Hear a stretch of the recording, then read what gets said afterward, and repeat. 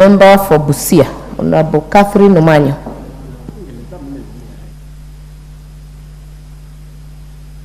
Thank you, Madam Speaker.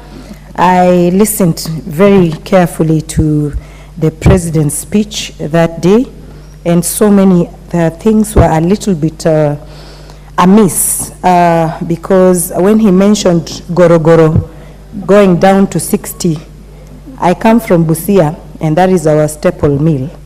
I got so excited.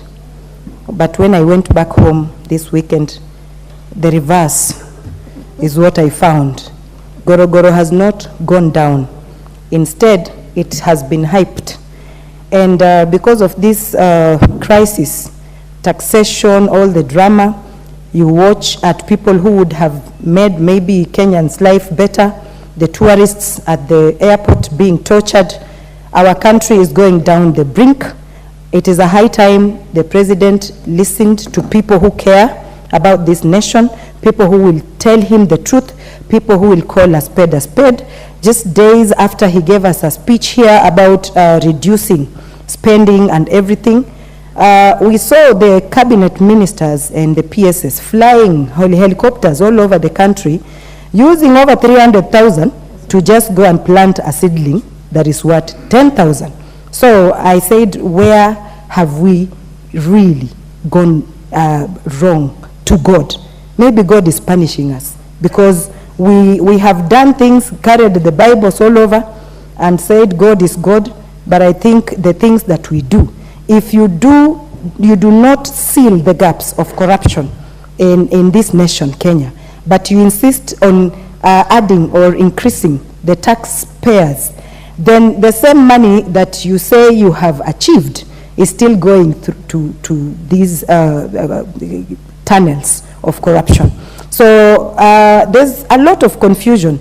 The President told us there will be no El Nino. The weather forecast people said there will be El Nino.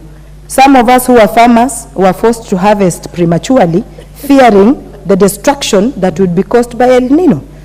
After a while, the President said no. These people at the forecast department lied to all of us. And then just recently, again, I hear the Deputy President say now whatever we are receiving is El Nino. So we do not know who is the spokesman from the State House to try and say some things and not leave the President himself to keep looking like a cartoon when he says some of these things. So a lot at the moment is lip service.